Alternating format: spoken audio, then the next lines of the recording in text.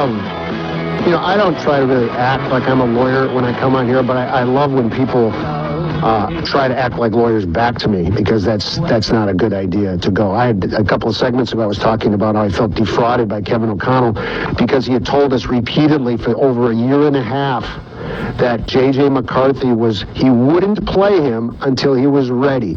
Kevin O'Connell is one of the 32 head coaches in the National Football League. His job, 24 hours a day, 7 days a week, is NFL football.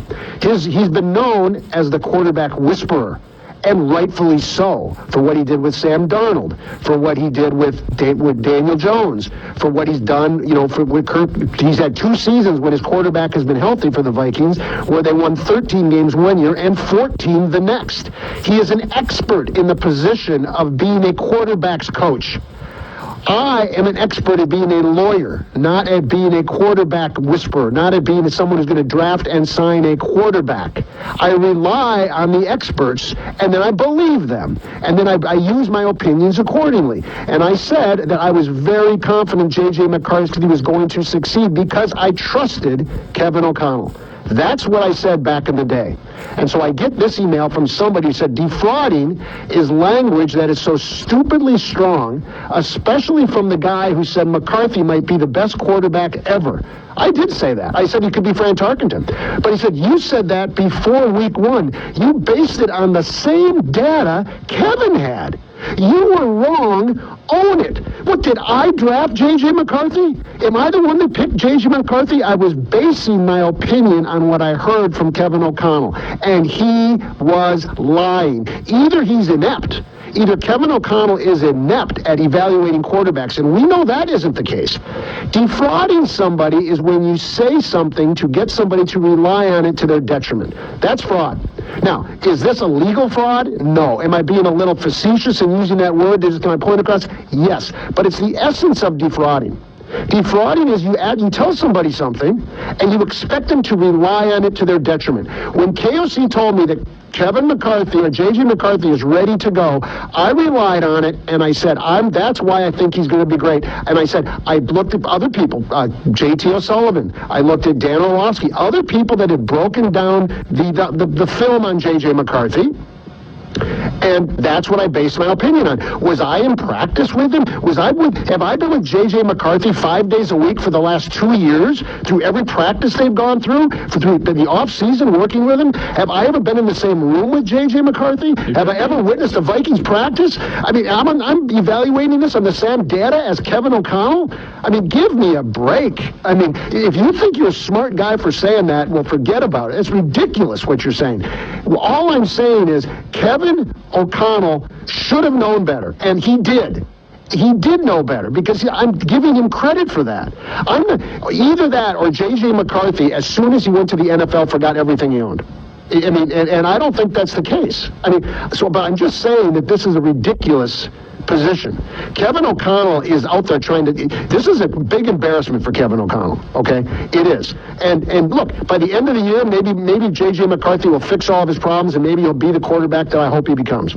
So this is, the fact that Kevin O'Connell defrauded us is a completely separate issue from whether or not J.J. McCarthy can become a great quarterback. But Kevin O'Connell said he wouldn't play him until he was ready. Well, if this is what ready looks like, then Kevin O'Connell doesn't know what it means.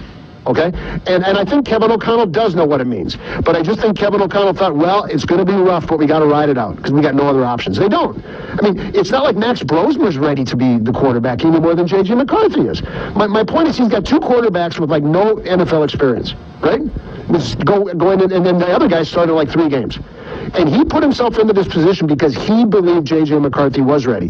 Now J.J. McCarthy's not ready, so we have a mess on our hands. Does that mean I want to see Kevin O'Connell get fired? No. It was after, for example, in the Wolves, when Tim Connolly had got traded for Rudy, and the first year it didn't go so well.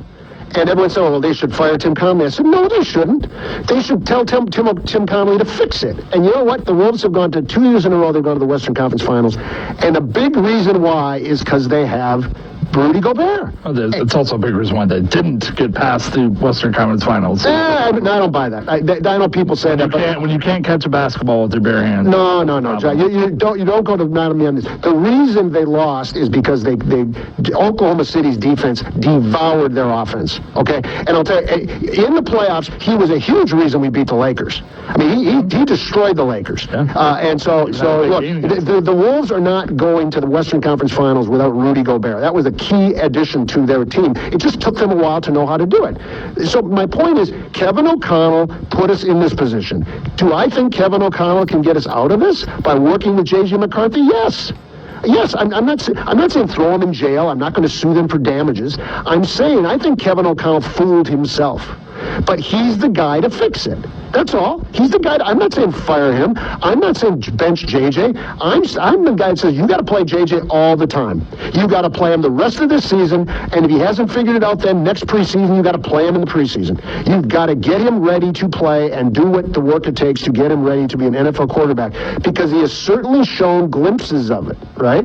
He's had nice drives. He's thrown nice passes. He's just inconsistent because he's not yet ready to be the quarterback. That's the fact. That's a fact of the matter. But we got nobody else to put in there. But my problem is, if you've been under that tree, whether you, even with being out the whole season, being injured last year, I don't understand how you're not performing at a high level right now when it comes to J.J. McCarthy, because you had all that time to learn from anybody and everybody, that are the tools that are given to you around you, and you're performing like this. I understand his growing pains, but come on.